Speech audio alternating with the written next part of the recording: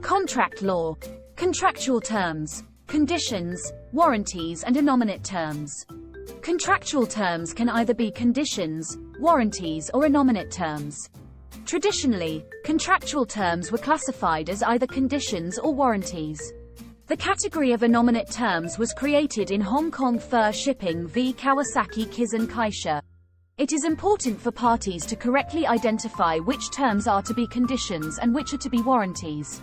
Where there has been a breach of contract, the remedy available will depend on whether it is a breach of condition or a breach of warranty. A condition is a major term of the contract which goes to the root of the contract. If a condition is breached, the innocent party is entitled to repudiate the contract and claim damages. Repudiate means to bring the contract to an end. In Poussard v. Spears, Madame Poussard entered a contract to perform as an opera singer for 3 months.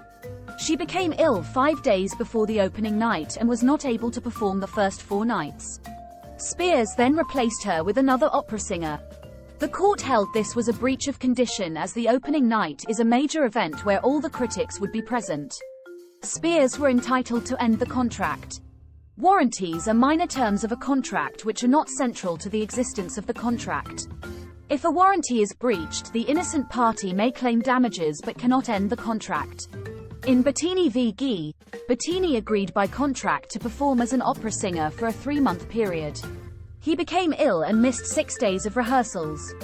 The employer sacked him and replaced him with another opera singer. The court held that Bettini was in breach of warranty and therefore the employer was not entitled to end the contract. Missing the rehearsals did not go to the root of the contract.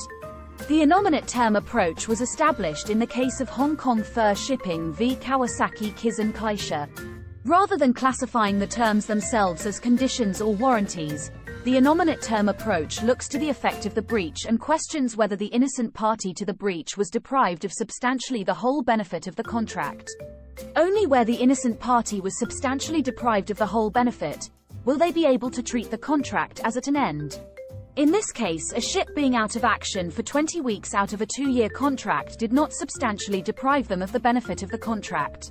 Even where the parties have themselves classified the term as a condition, the courts can override this. In Schuler v. Wickman Tools, a term of the contract between the parties was described as a condition. It provided that Wickman would send a salesperson to each named company once a week to solicit sales. This imposed an obligation to make 1,400 visits in total. Wickman failed to make some of the visits and Schuler terminated the contract for breach of condition. The court held this was wrongful repudiation as the term should have been classified a warranty. Contrast this with the position in Lombard North Central v. Butterworth where a clause relating to prompt payment was a condition. The defendant had leased a computer from the claimant for 5 years. They were late in making one payment. The claimant seized the computer and bought an action for the remaining installments totaling over £6,000. The court held that prompt payment was an essential part of the contract and therefore they were entitled to end the contract. The courts will look at the need for certainty in commercial contracts. In the Mihalis Angelos, an expected ready-to-load clause was a condition despite no loss suffered in consequence of the breach. This was because of the need for certainty in commercial shipping contracts.